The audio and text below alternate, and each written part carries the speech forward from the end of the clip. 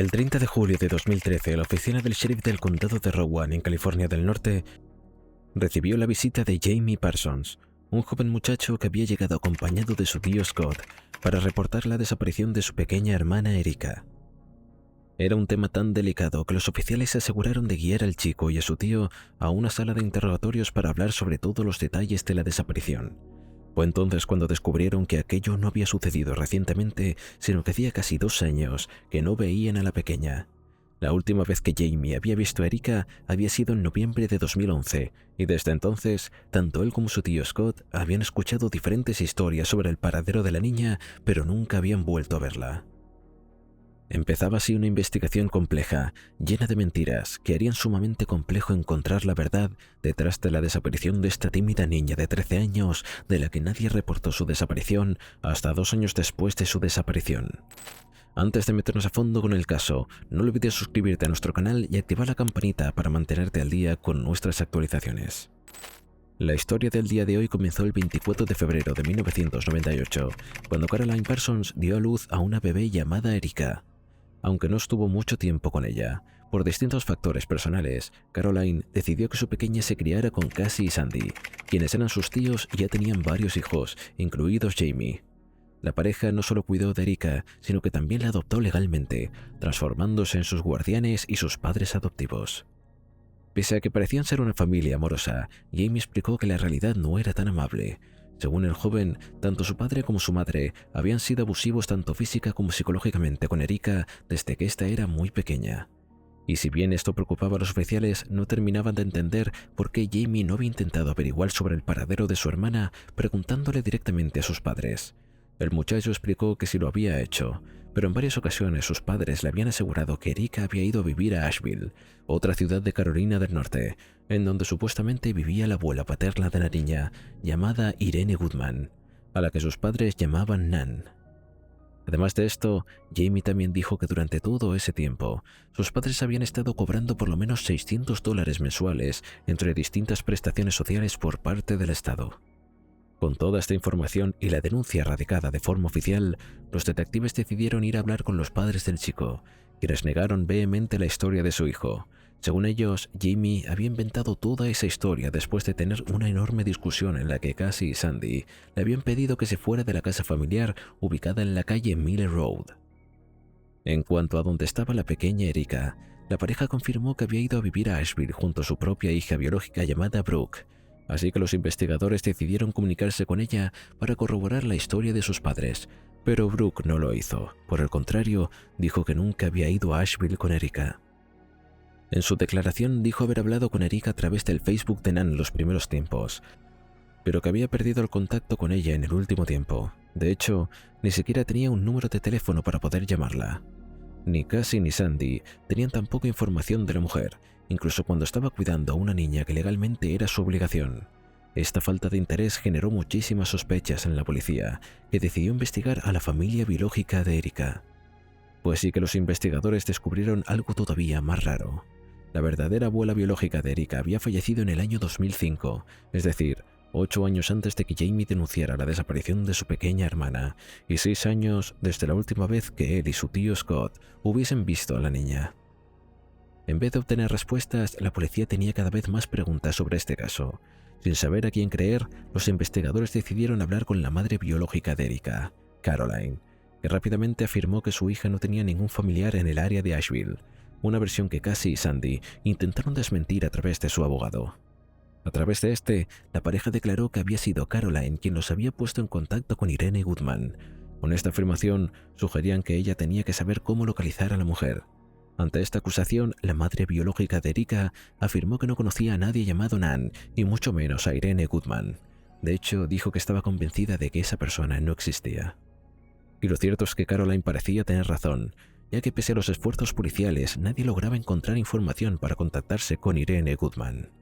Cada vez más confundidos, la policía volvió a hablar con Cassie y Sandy, quienes volvieron a cambiar su versión de los hechos. En este tercer interrogatorio, contaron que la supuesta abuela de Erica se había puesto en contacto con ellos y no viceversa. Mantenía que había sido engañados por una impostora que no solo pretendía sacarles dinero, pero que también tenían evidencia alguna de que demostrara que le hubiesen estado dando alguna ayuda económica a esa mujer. La historia cada vez más inusual y lo complicado de las relaciones familiares hizo a la policía desconfiar considerablemente y solicitar la ayuda del Departamento de Servicios Sociales, que decidió sacar a los 2 hijos menores de edad de la casa familiar mientras se llevaba a cabo la investigación. En la primera conferencia de prensa, dada unos días después, el 6 de agosto, los empleados de la oficina del sheriff del condado de Rowan comentaron públicamente que Cassie y Sandy no estaban colaborando con la investigación, a diferencia de Caroline, la madre biológica de la niña desaparecida, que había bajado desde New Orleans para poder aclarar personalmente ante los detectives y ayudar de forma que fuese posible. Durante esa entrevista llevada a cabo unos días después, Caroline contó que durante un tiempo antes de su desaparición recibió ciertas actualizaciones de su hija por Facebook, siendo la última vez la que había visto el 5 de enero de 2011. Una visita de lo más común. Sin embargo, teniendo en cuenta los hechos, Caroline dijo repetir constantemente ese día en su cabeza buscando algún indicio que pudiera darle información sobre el paradero de su hija. Los esfuerzos policiales eran enormes. Durante las siguientes semanas, en varias ocasiones, varios oficiales de policía estuvieron en la calle Miller Road para llevar a cabo distintos operativos de búsqueda, tanto en el vecindario como en la casa de la familia Parson. De hecho, según reportó un vecino de los medios de comunicación, durante agosto la avenida se vio cerrada por al menos 25 o 30 oficiales de policía que buscaban en el vecindario por alguna pista o señal de Erika. Sin embargo, la policía parecía ser incapaz de encontrar lo que buscaban. A casi un mes de que Jamie hiciera la denuncia por la desaparición de Erika, todavía no existían avances en la investigación, por lo que el FBI se unió para apoyar a la policía local. Con la ayuda de agentes especiales, se decidió volver a llenar la casa de los Parson, y esta vez se incautaron por lo menos una decena de objetos sospechosos de la vivienda familiar.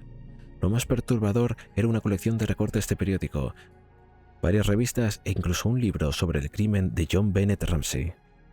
El caso de John Bennett Ramsey fue uno de los más mediáticos en los Estados Unidos en las últimas décadas, ocurrido el 26 de diciembre de 1996 en la ciudad de Boulder, en Colorado.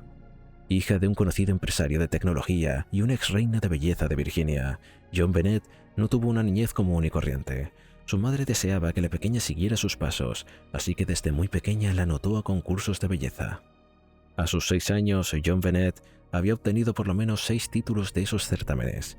La gente adoraba sus enormes ojos azules, su cabello rubio y su sonrisa adorable. Parecía ser obvio que la pequeña iba a llegar muy lejos. Sin embargo, esto nunca pudo suceder, ya que en la noche del 25 de diciembre de 1996 desapareció de su propio hogar en la ciudad de Boulder. Fue su madre, Patsy, quien notó la ausencia de la niña recién en la mañana, es decir, el día 26, cuando al bajar de los dormitorios se encontró con una nota de secuestro escrita a mano bastante extensa. En la misma se exigía a la familia Ramsey un total de $118,000 como rescate. Sumamente asustada, la mujer llamó al 911 y denunció la desaparición de su hija, comenzando así con uno de los casos más extraños del país norteamericano. Las inconsistencias en el caso fueron muchísimas, tanto por parte de la familia como de la policía, como por ejemplo Patsy, que cortó con el servicio de emergencias y llamó a amigos y familiares para darle la noticia, haciendo que varias personas se hicieran presentes en la casa familiar, alterando una posible escena del crimen. Por su parte, la policía ni siquiera examinó la casa de manera correcta. Al llegar al sótano, los oficiales decidieron voluntariamente no entrar al sótano. Fue el padre de la niña, John Bennett Ramsey, quien entró a la habitación horas después en compañía de un amigo. Fue así como descubrieron el horror de la pequeña John Bennett. Yacía en el suelo sin vida, tapada con una manta. Había sido golpeada fuertemente en la cabeza y además estrangulada. En un estado de desaparición, su padre la cargó en brazos y subió corriendo hacia la planta alta de la casa para conseguir ayuda. Este caso nunca se pudo resolver y se mantiene como un enigma, atrayendo la atención de muchas personas, incluido evidentemente alguien de la familia Parson, lo que los investigadores que investigaban la desaparición de Erika encontraron un tanto perturbador. Además de esa colección, al analizar la casa con detalle, el FBI descubrió que una de las placas de yeso de la alacena había sido retirada. Justo debajo de ella, en el zócalo de esa misma pared, existían pequeñas salpicaduras de color rojo similares a las gotas de sangre, por lo que los detectives inmediatamente tomaron muestras que enviaron a analizar. Mientras aguardaban por los resultados, los agentes especiales del FBI volvieron a investigar de cerca el matrimonio Parson. Fue así como descubrieron que Sandy tenía rentado a su nombre una unidad de almacenamiento, para la que rápidamente se solicitó una orden de allanamiento. En un principio no encontraron nada que llamara la atención. Había una vieja aspiradora, varias cintas de vídeo de distintos momentos escolares de sus hijos, un martillo y un recipiente con dientes de leche. Cosas que podrían considerarse bastante comunes y corrientes. Sin haber logrado todavía un avance que los llevara a descubrir la verdad, se decidió trabajar con los primeros expedientes del caso, es decir, aquellos que la policía había generado al principio de la investigación. En ellos constaba la principal teoría de la policía. Creían que tanto Cassie como Sandy sabían que Erika no iba a volver a su hogar. Además, se hacía énfasis en que habían conseguido cobrando dinero del Estado por Erika, incluso cuando la niña ya no vivía con ellos, motivo principal por el que nunca habían denunciado su desaparición. Si exponían que Erika no vivía con ellos, ya no iba a ser beneficiarios de las distintas prestaciones económicas que recibían por cuidar de la niña. Interesados en esto último, el FBI decidió enfocarse en ello y analizar de manera detallada los movimientos bancarios tanto de Cassie como de Sandy. Para ello, estudiaron las cuentas que tenían en Wells Fargo Bank of America y otro banco local. Como Erika había sido adoptada de manera legal después de su nacimiento y además había sido diagnosticada con ciertas necesidades especiales, servicios sociales habían determinado que los Parsons debían recibir un total de $600 mensuales como ayuda para cubrir los gastos de la niña. Cuando oficialmente el FBI pudo acusarlos de seguir cobrando ese dinero durante los 2 últimos años, cuando Erika ya no vivía con ellos, los Parsons contestaron nuevamente a través de su abogado. Según este, como Cassie y Sandy seguían siendo los guardianes legales y cuidadores de la pequeña Erika, seguían teniendo derecho a cobrar esas prestaciones económicas, incluso si no vivían con ella. Esta respuesta, sin embargo, no explicaba por qué nunca habían denunciado su desaparición. Cuando se les preguntó directamente sobre ello, contestaron que durante esos 2 años no habían considerado que la niña estuviera desaparecida. Para ellos estaba sana con su abuela. La investigación siguió su curso y varias ocasiones, Cassie y Sandy dieron entrevistas a medios de prensa para hablar del caso. Aunque esto no podía ser tenido en cuenta como evidencia, los agentes del FBI miraban con atención cada minuto de esas entrevistas, pues sí como notaron un detalle no menor. Tanto Cassie como Sandy hablaban de la pequeña Erika en pasado, como si supieran que ya no seguía con vida. Este pequeño detalle contrastaba mucho con la forma en la que Caroline hablaba de su hija. En las pocas entrevistas que la madre biológica de Erika había dado, siempre hablaba de ella en presente. De forma paralela, Cassie y Sandy intentaban recuperar la custodia de sus hijos más pequeños, para lo cual el Departamento de Servicios Sociales inició su propia investigación. Debían comprobar su aptitud como padres, para lo cual debían varios trabajadores sociales entrevistarlos hasta lograr un informe que sería enviado a un juez, que tomaría la decisión de regresarles o no a sus hijos. Mientras este proceso empezaba, los trabajadores sociales descubrieron que aquella no era la primera vez que Servicios Sociales investigaba al matrimonio. Años antes, en marzo de 2002, el departamento había recibido una denuncia anónima sobre el maltrato hacia la pequeña Erika. La investigación implicó hablar con varios miembros de la familia Parson, incluido la madre de Cassie, quien dijo saber que sus nietos no iban a la escuela, sino que estaban siendo educados de manera ilegal. Al ser interrogado, Cassie y Sandy afirmaron que nunca habían maltratado a Erika, ni aún ninguno de sus hijos. Demostraron además de que habían seguido con todos los procesos legales para educar a sus niños en casa, mostrando sus calificaciones y pruebas. Sin embargo, los documentos correspondientes a Erika no habían sido hallados. Mientras todavía eran investigados por el FBI y servicios sociales, Cassie y Sandy siguieron dando entrevistas en varios medios de prensa, incluidos el popular programa del Dr. Phil, donde se mostraron como padres preocupados, aunque era bastante difícil entender su situación cuando no habían denunciado la desaparición de la pequeña Erika.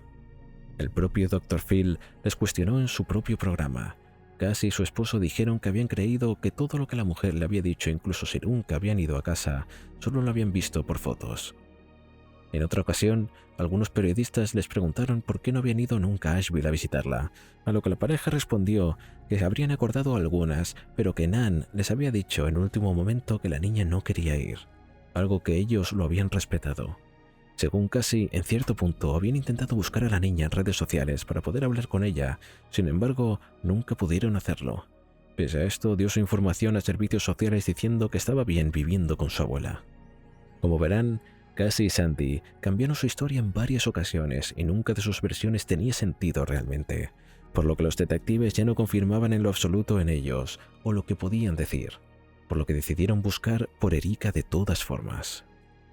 Usando el número de seguridad social de la niña, buscaron en varias bases de datos si realmente Erika había sido secuestrada por una mujer que nadie conocía, y era probable que hubiesen usado de forma ilegal su número de seguridad social o estuviera utilizando su nombre de alguna forma. Sin embargo, nada de esto arrojó los resultados que esperaban. El caso de Erika era una compleja red de mentiras que parecía ser imposible de desenredar. A casi un mes de la desaparición de la niña, el 23 de agosto, los vecinos de Rowan organizaron una vigilia fuera de casa de los Parsons para poder rezar por ella. Toda la sociedad quería saber dónde estaba la niña. Pese a que era una muestra de apoyo con la familia, Cassie y Sandy sorprendentemente armaron sus maletas y se mudaron fuera del área de imprevisto, supuestamente para evadir el acoso constante de la prensa. Para los investigadores, aquello era otra actitud sospechosa por parte de la pareja en un caso muy complejo. Caroline, la madre biológica de la niña, por su parte, no había perdido la esperanza. Dispuesta a encontrar a su hijo, por lo menos encontrar alguna pista de dónde estaba, empezó a viajar por varios lugares de Estados Unidos para contar su historia y organizar diferentes vigilias en su nombre. Estaba convencida de que más personas conocían la historia de su hija y su nombre y su rostro. Había más posibilidades de que la encontraran o al menos de encontrar pistas sobre su paradero. Los siguientes meses continuaron sin que lograran mayores avances. En cuanto a los niños de Cassie y Sandy, el 16 de enero de 2014, el juez a cargo de su caso determinó que los niños no volverían al cuidado de sus padres y que por el contrario fueran a vivir con una tía, aunque tampoco duraron allí, ya que descubrieron que esta mujer tampoco era una buena opción para cuidar de ellos, debido a varios problemas de conducta. La investigación del FBI y la policía parecía haber llegado a un punto muerto, estando completamente estancados y sin evidencia clara sobre el paradero de Erika.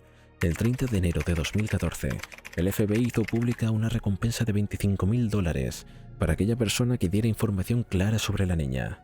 La oficina del sheriff del condado de Rowan sumó otros $5.000 más, pero pese a lo llamativo de la recompensa, nadie se acercó a colaborar con la investigación. El tiempo siguió pasando sin que hubieran avances. Recién un año después de que Jamie hiciera la denuncia, los agentes federales consiguieron la información necesaria para llegar a una nueva casa de los Parsons y derribar su puerta para arrestarlos en el momento gracias a 76 cargos criminales cometidos entre febrero de 2010 y agosto de 2013, cuando había empezado la investigación. Se les acusaba de cometer fraude fiscal, cobrando fondos indebidos del gobierno, utilizar de forma fraudulenta la identidad de otras personas como si dependiera de ellos para cobrar dinero del Estado. También se les acusaba de robo.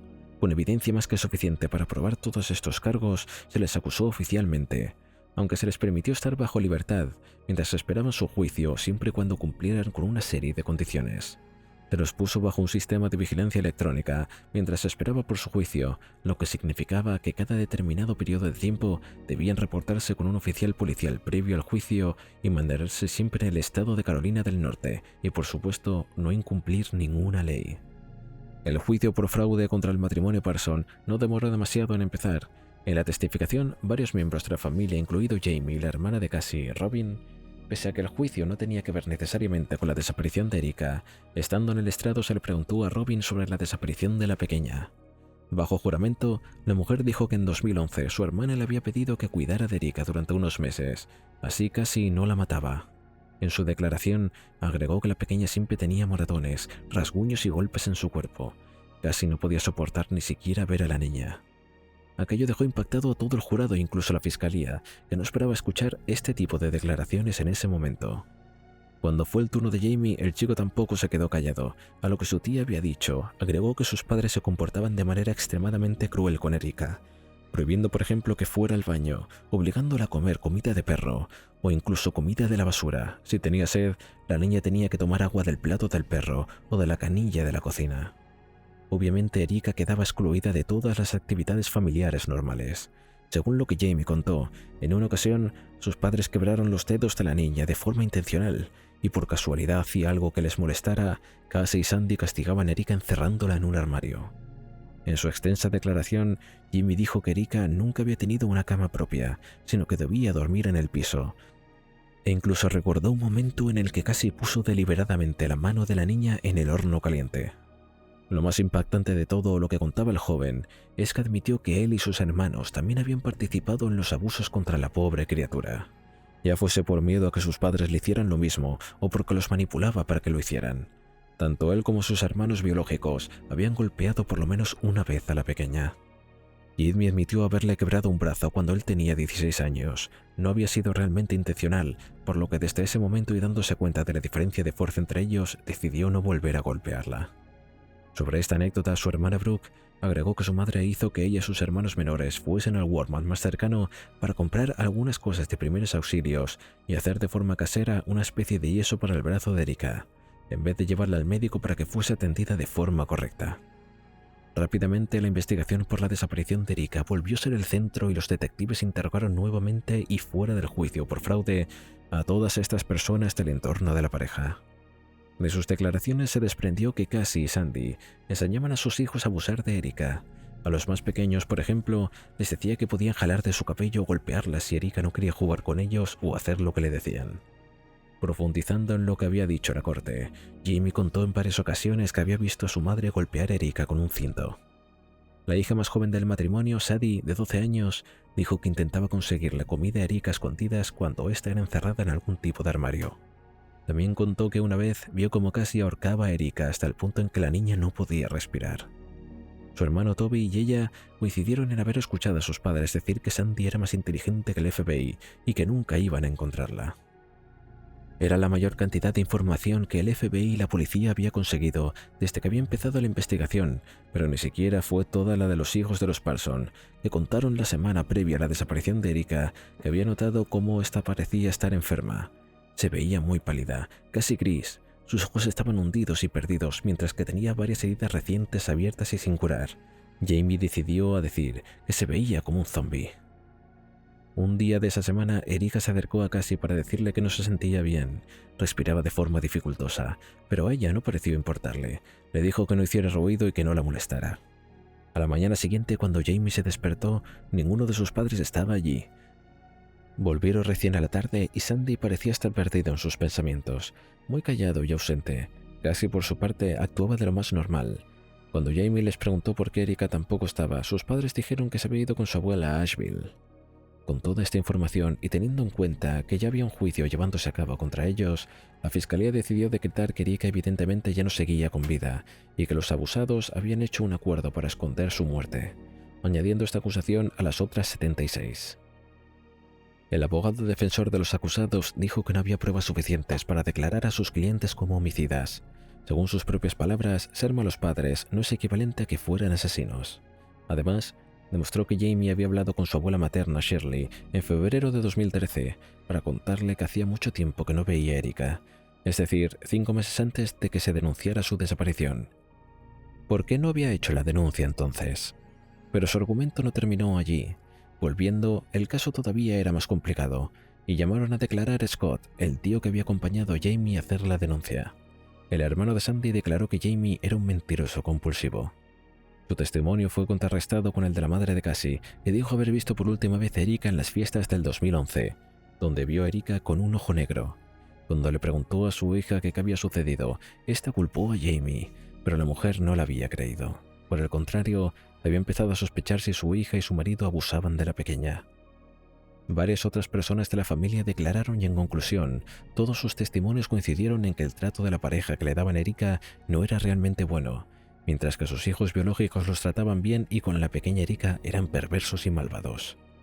Sabiendo que las cosas se veían cada vez peor para ella, Cassie decidió declararse culpable de 5 cargos de fraude, un cargo de suplantación de identidad, otro por conspirar por cometer fraude contra el gobierno, y en total se la sentenció a 120 meses en prisión y otros 3 años en libertad condicional. Además, se determinó que debía pagar al gobierno la suma de $41.817. Sandy no se declaró culpable, pero aún así fue condenado por 20 cargos de robo y fraude, por lo que se le sentenció 96 meses en prisión y 3 años de libertad condicional. Quedaba por trabajar con toda la información que había surgido en el juicio. Los investigadores, al igual que la fiscalía, llegaron a la conclusión de que la niña ya no seguía con vida. Era claro que Cassie y su esposo habían hecho algo terrible con ella. La historia sobre su abuela materna había sido definitivamente una mentira muy tonta, que no habían podido mantener a lo largo del tiempo. Sin embargo, era necesario encontrar el cuerpo de la niña o evidencia certera sobre lo que había sucedido con ella para poder juzgarlos también por lo que habían hecho a ella. El teniente Robert Larson del condado de Rowan estaba decidido a llegar hasta el fondo del caso. Así que organizó varias búsquedas con perros en diferentes zonas de estos rastrillajes y participaron también cientos de voluntarios que deseaban obtener justicia para Erika. Sin embargo, no pudieron encontrar nada. Sin evidencia de que la niña estuviera muerta o viva, las autoridades se pusieron en contacto con el Centro Nacional de Personas Desaparecidas y Niños Explotados para solicitar su ayuda. Deseaban obtener una imagen que mostrara la progresión de la edad de Erika para poder hacerla pública. Con suerte tal vez alguien podría reconocerla y ayudarlos a encontrarlo, pero esto nunca sucedió y el tiempo continuó pasando sin que hubiese respuestas. En mayo de 2016, a 5 años de la desaparición de Erika, Brooke decidió hablar oficialmente con el FBI. Hasta entonces había hablado solo con la policía y sin contar nada directamente de sus padres, como si en cierta forma los apoyara.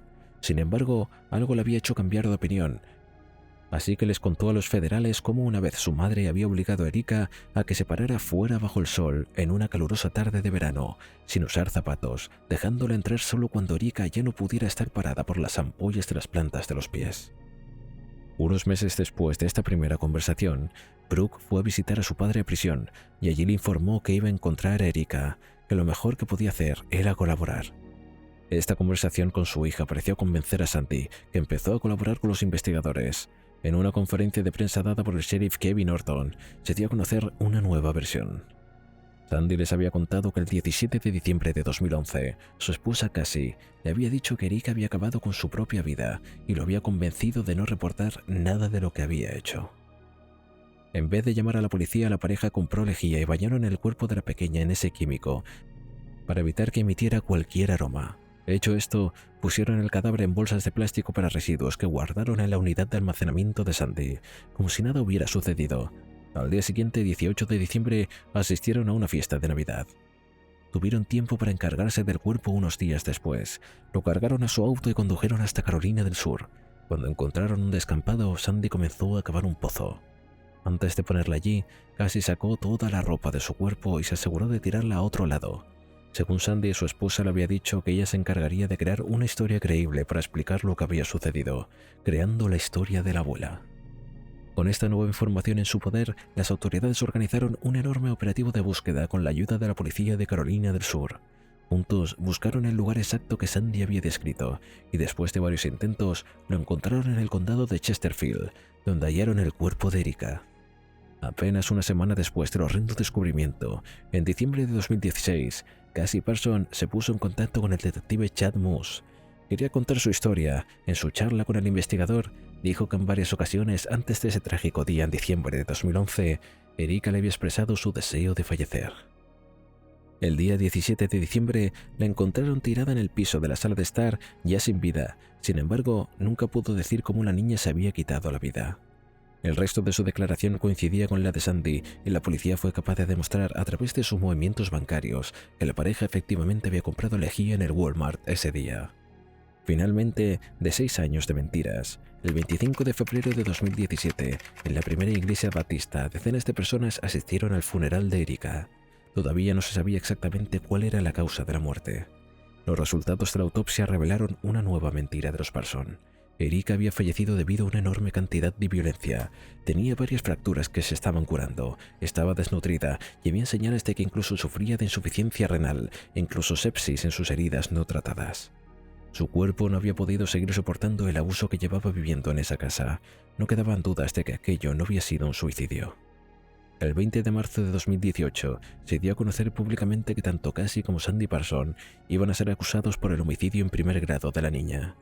Pese a que en un principio se manejó la posibilidad de que la fiscalía buscara la pena de muerte, finalmente en el juicio se solicitó la cadena perpetua para ambos. El primer juicio que se celebró fue el de Cassie, que admitió haber maltratado y provocado la muerte de su hija adoptiva, por lo que efectivamente se la condenó a cadena perpetua sin la posibilidad de obtener libertad condicional. Después de años de negarlo, finalmente Cassie admitió lo que había hecho a la pequeña. Unos 4 meses después, en su propio juicio, Sandy también se declaró culpable de todos los cargos de lo que se le acusaba. Pero debido a que había ayudado a hallar el cuerpo de la niña, su sentencia fue ligeramente menor. Se determinó que debía pasar un tiempo de 33 años antes de poder ser elegible para la libertad condicional, es decir, que podrá recuperar su libertad cuando tenga 82 años. Durante su testimonio, Sandy dijo que era la idea de mentir y esconder el cuerpo que había sido completamente de su esposa y a quien describió como una mujer manipuladora y malvada. A favor de su argumento, una psicóloga declaró que Sandy tenía una personalidad fácilmente manipuladora y pasiva que permitía que personas como Cassie lograran imponer sus decisiones con facilidad. En su opinión, Sandy no deseaba que Erica falleciera y, a diferencia de Cassie, demostraba muchísimo arrepentimiento por lo hecho. Pero la fiscalía y el jurado no estuvieron de acuerdo. Sandy era un adulto y era su deber cuidar de Erica. Tenía las herramientas para oponerse y aún así no lo hizo, por lo que era igualmente culpable. Después de años de mentiras, de lo más elaboradas, finalmente se había logrado descubrir lo que había sucedido con Erica, pero el gusto era agridulce, tanto para las autoridades como para Caroline, la madre biológica de la niña, y todos quienes la conocían. Y es que Erica había sido maltratada sin motivo por aquellas personas que voluntariamente se habían ofrecido a ayudarla. Había sido sometida a los maltratos sumamente crueles por quienes habían decidido ser sus padres adoptivos. Con varios huesos quebrados, iban desde el tabique de su nariz hasta sus costillas. Su cuerpo lleno de cicatrices y la forma en que se había deshecho de su cuerpo demostraba que nunca habían querido a la pequeña ni le habían permitido tener la vida que cualquier niño se merece. Era claro que Erica nunca les había interesado, mucho menos su bienestar. Veían a la niña únicamente como una fuente de dinero, más como un objeto que una persona, y por eso ni siquiera habían sido capaces de darle un entierro digno o afrontar las consecuencias de lo que habían hecho. En su lugar, habían decidido crear una compleja red de mentiras que a las autoridades les costó años desenredar. Por suerte lo lograron y la verdad salió a la luz. Y la perversa pareja fue llevada ante la justicia para una vez por todas afrontar las consecuencias del horrible infierno que le habían hecho pasar a una niña inocente como Erica Lynn Parsons, que por culpa de Cassie y Sandy no tuvo la oportunidad de vivir. ¿Conocías este caso? ¿Crees que el resto de la familia Parsons también tiene culpabilidad por no haber denunciado la ausencia de Erica antes? ¿O piensas que las autoridades también tienen responsabilidad por no investigar de forma seria la denuncia que se había hecho contra Cassie y Sandy en 2002? ¿Le crees a Sandy cuando dice que la idea de esconder el cuerpo y mentir sobre lo que había sucedido fue idea de Cassie? ¿Te parece una buena excusa decir que una mujer manipuladora logró convencerlo para participar en su plan? Si llegaste hasta aquí no puedes perderte el vídeo en pantalla. Nos vemos allí.